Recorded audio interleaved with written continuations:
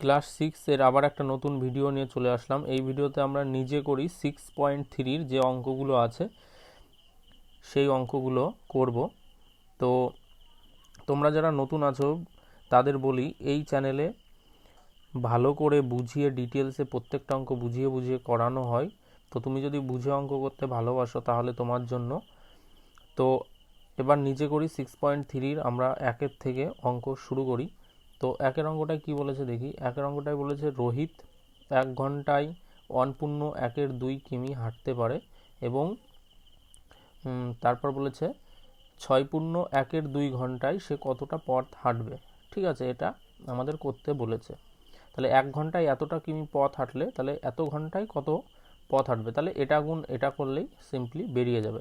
যেমন 1 ঘন্টায় সে যদি 5 কিমি যায় তাহলে 2 ঘন্টায় কয় কিমি যাবে, 2 গুণ 5, তাই তো। তাহলে 1 ঘন্টায় এত কিমি যায়, তাহলে এত ঘন্টায় যায় কত কিমি, তাহলে এত গুণ এত করতে হবে, তাহলে বেরিয়ে যাবে। ঠিক আছে, তো একের অঙ্কটা আমি খাতায় পাতিয়ে তারপর তোমাদের করে দেখাই।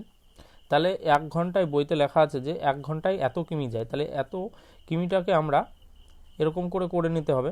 এটা আছে মিশ্র ভগ্নাংশে, এটাকে অপ্রকৃত ভগ্নাংশে করে নিতে হবে। তো অপ্রকৃত ভগ্নাংশ কী করে করব, এটার সঙ্গে এটা গুণ করে এটা যোগ করতে হয়, যোগ করে উপরে লিখতে হয়। তাহলে 2 একে 2 আর 1 যোগ 3 আর নিচে যা থাকে তাই 2, 3/2 কিমি। ঠিক আছে, এটা বেরিয়ে গেল। এবার বলেছে যে 6.1 ঘন্টায় কতটা যায়।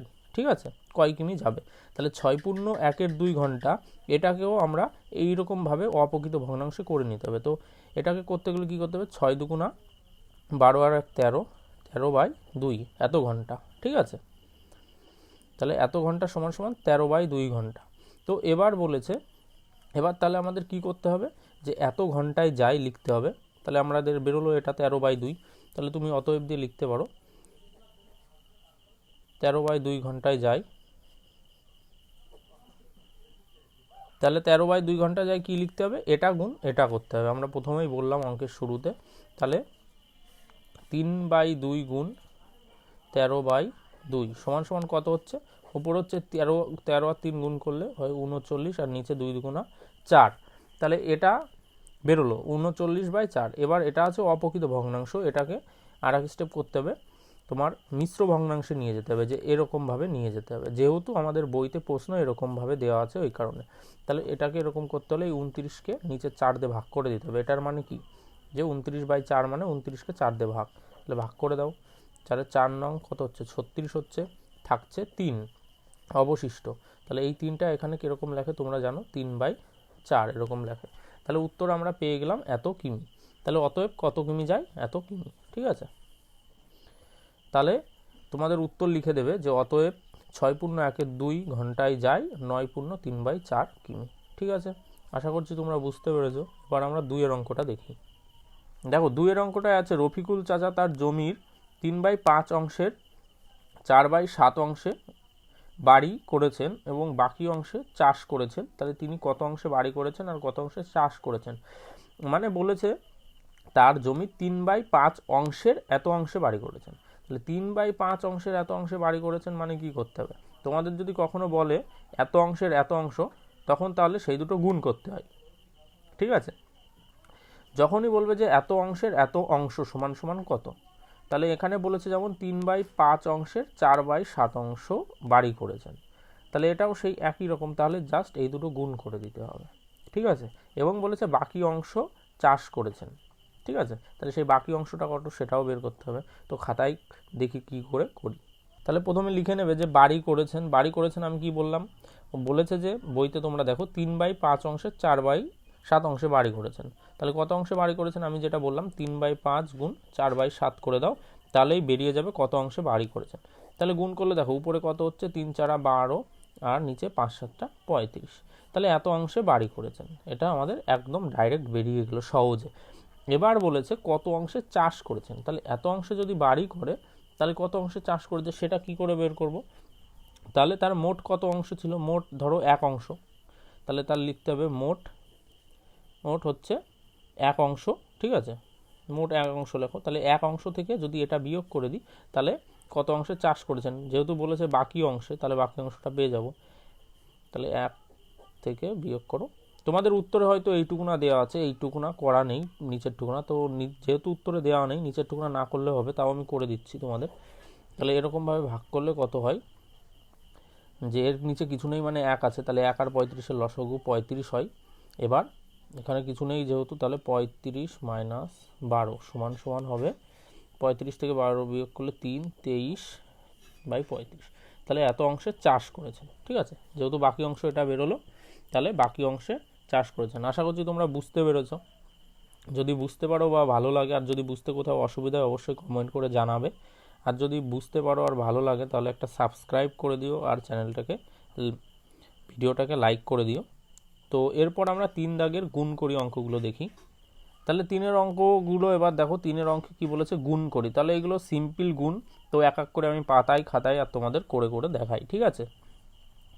দেখো 3-এর 1-এর অঙ্কটা আছে কি, উপরে 2/3 গুণ 5/6। তাহলে তোমার জাস্ট উপরে উপরে গুণ করে দিতে হবে, নিচে নিচে গুণ করে দিতে হবে। উপরে গুণ করলে 5 দুগুণা 10 হচ্ছে, আর নিচে 6 3 18 হচ্ছে, ঠিক আছে। এবার যদি এটাকে তুমি কাটাকাটি করতে চাও, এবার দেখো যেহেতু উপরে 10 আর নিচে 18 আছে, তাহলে 2 দিয়ে কাটাকাটি যায়, দুটোকে 2 দিয়ে কাটলে 5 দুগুণা 10, আর 2 দিয়ে কাটলে 9 দুগুণা 18। তাহলে 5/9 হচ্ছে এটার অ্যান্সার, ঠিক আছে। এবার 2 দাগের অঙ্কটা তোমরা বইতে দেখো, আমি খাতায় পাতিয়ে নিই, বারবার বই দেখাচ্ছি না তোমাদের। দেখো 2-এর অঙ্কটাও পাতিয়ে নিয়েছি। এবার 2-এর অঙ্কটাও একইভাবে উপরে উপরে গুণ করে দাও, নিচে নিচে। উপরে উপরে গুণ করলে হয় 7 3 21, আর নিচে 8 10 80। এটাই আর কাটাকাটি যায় না, এটাই আর কাটাকাটি যায় না, তাহলে এটা 21/80 হবে উত্তর, ঠিক আছে। 3 দিয়ে যায় না একে, আর উপরে 7 দিয়েও যায় না 80-কে, 3 দিয়েও যায় না, আর এটাকে জাস্ট 7 আর 3 দিয়েই যায়, তাহলে এটাই হচ্ছে উত্তর। এবার 3-এর অঙ্কটাও পাতিয়ে নিই। দেখো 3-এর অঙ্কটাও পাতিয়ে নিয়েছি। তাহলে 3-এর অঙ্কটায় এবার দেখো এখানে একটা মিশ্র ভগ্নাংশ আছে, এইগুলোকে বলে মিশ্র ভগ্নাংশ, যেটা এরকমভাবে থাকে তাকে বলে মিশ্র ভগ্নাংশ। তাহলে সবসময় তোমার মিশ্র ভগ্নাংশে থাকলে, এরকম থাকলে তুমি অঙ্ক করতে পারবে না।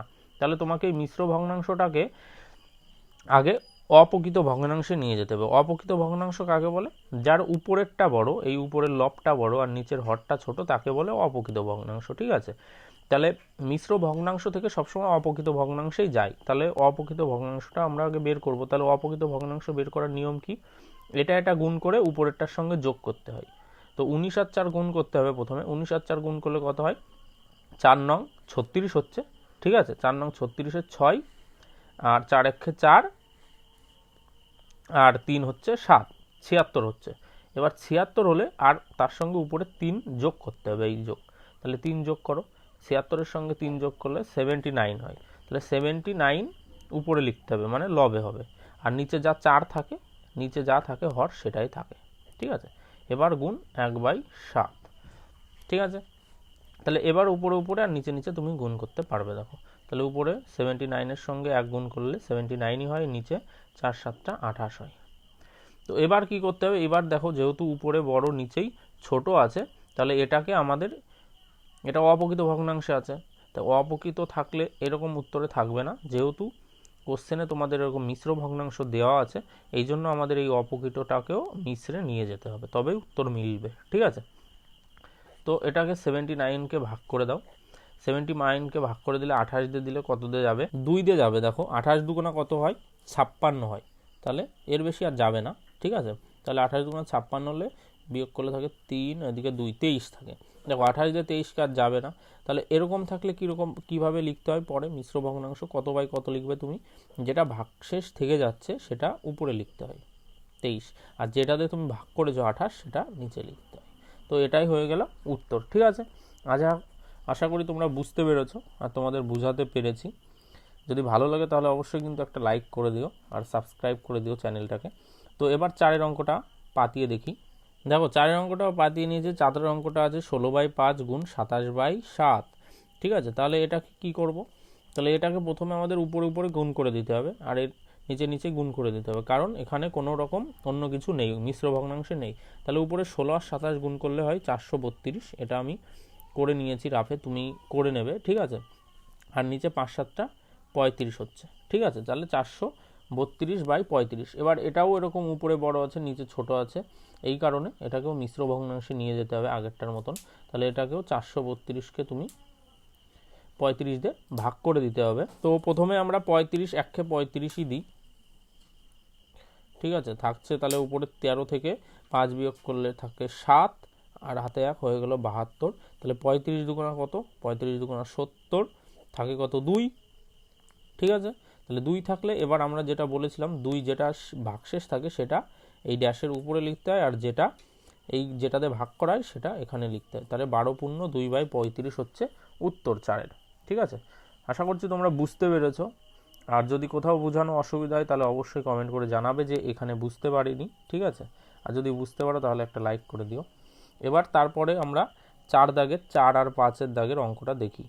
এখানে হালকা একটু ভুল হয়ে গিয়েছে আমাদের এখানে বিয়োগে। ঠিক আছে, বুঝতে পারিনি। তো 13 থেকে 5 বিয়োগ করলে উপরে 3 আছে যেহেতু 13 থেকে 5 বিয়োগ করলে 8 হয়। ঠিক আছে, এখানে এটা 8 হবে ছোট্ট করে। ঠিক আছে, 82 হবে।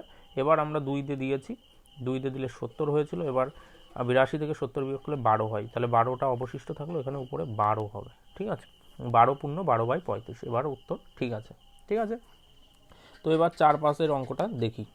দেখো 4-এর অঙ্কটা কি বলেছে, বলেছে দুটি প্রকৃত ভগ্নাংশের গুণফল সর্বদা কি হয়।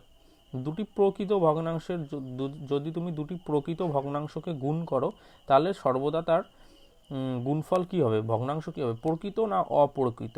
এখানে দেওয়া আছে প্রকৃত। ঠিক আছে, তোমাদের উত্তরেও দেওয়া আছে প্রকৃত। এবার এটা কিভাবে হয় প্রকৃত সেটা তো আমাদের বুঝতে হবে। তাহলে তোমাকে আমি দুটো আগে তোমাদের জানতে হবে যে প্রকৃত ভগ্নাংশ কি আর অপ্রকৃত ভগ্নাংশ কি। তাহলে তোমাদের খাতায় আমি এটা করিয়ে বোঝাই, তুমি দেখো। দেখো এখানে আমি দুটো ভগ্নাংশ লিখেছি, একটা 2/3, একটা 4/3। তো এর মধ্যে প্রকৃত কোনটা আর অপ্রকৃত কোনটা। দেখো যেটার উপরেরটা ছোট থাকে, মানে উপরে দাগের উপরে যেটা লব বলে আমরা, আর নিচেরটাকে হর বলি, তাহলে যার লবটা ছোট থাকে আর হরটা বড় থাকে সেটা হচ্ছে প্রকৃত ভগ্নাংশ। আর যার উপরে লব বড় থাকে নিচে হর ছোট থাকে সেটা হচ্ছে অপ্রকৃত ভগ্নাংশ। তাহলে আমাদের কি বলেছে যে 4-এর অঙ্কে আমাদের কি বলেছে যে দুটি প্রকৃত ভগ্নাংশের গুণফল সর্বদা কি হয়। তাহলে আমরা দুটো প্রকৃত ভগ্নাংশ নিয়ে নিই, একটা 2/3 নিয়ে নিই গুণ, আর একটা প্রকৃত ভগ্নাংশ কি নিই, ধরো 3/4 নিয়ে নিলাম।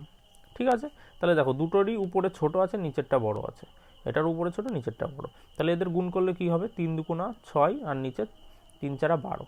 তাহলে এটাও দেখো একটা প্রকৃত ভগ্নাংশ হয়ে গেল। তাহলে উত্তর কি ছিল, যে দুটি প্রকৃত ভগ্নাংশের গুণফল সর্বদা প্রকৃত ভগ্নাংশই হয়। ঠিক আছে, এবার কি বলেছে 5-এর অঙ্কটা কি বলেছে দেখো। 5-এর অঙ্কটাই বলেছে দুটি অপ্রকৃত ভগ্নাংশের গুণফল সর্বদা কি ভগ্নাংশ হয়, প্রকৃত না অপ্রকৃত। তাহলে দুটি অপ্রকৃত ভগ্নাংশের গুণফল সর্বদা অপ্রকৃত ভগ্নাংশ হয়। ঠিক আছে, তাহলে এটা কি করতে হবে, এটাও আমরা করে দেখি, ট্রাই করে দেখি। তাহলে আমরা দেখো দুটি অপ্রকৃত ভগ্নাংশ নিয়ে নিই। অপ্রকৃত ভগ্নাংশ মানে যার উপরে বড় নিচে ছোট। তাহলে একটা 4/3 নিলাম গুণ, আর একটা অপ্রকৃত নিই 3/2, এটাও অপ্রকৃত, উপরে বড় নিচে ছোট। দেখো গুণ করে দাও, উপর উপর গুণ করলে 4 3 12 হলো, আর নিচে 3 2 6। দেখো তাহলে এটা কি হলো, অপ্রকৃত দুটো অপ্রকৃত ভগ্নাংশের গুণফল সর্বদাই অপ্রকৃতই হলো, উপরে বড় নিচে ছোট। তাহলে আশা করছি তোমরা নিজে করে 6.3 অঙ্ক সমস্ত ভালো করে বুঝতে পেরেছো। ঠিক আছে, আর যদি ভিডিও ভালো লাগে আমি এরকমই তোমাদের প্রত্যেকটা ভিডিওতে প্রতিটা অঙ্কই ভালো করে বুঝিয়ে বুঝিয়ে করাই ডিটেলসে। তো তুমি যদি ডিটেলসে অঙ্ক বুঝে করতে ভালোবাসো তাহলে চ্যানেলটাকে সাবস্ক্রাইব করে রাখো। আর তোমার সামনে যে প্লেলিস্ট শো হচ্ছে 6-এর, এর মধ্যে তুমি অনেক 6-এর অঙ্কই পেয়ে যাবে। ঠিক আছে, তো আজকে এই অবধি, এরপরে আমরা পরের অঙ্ক করব।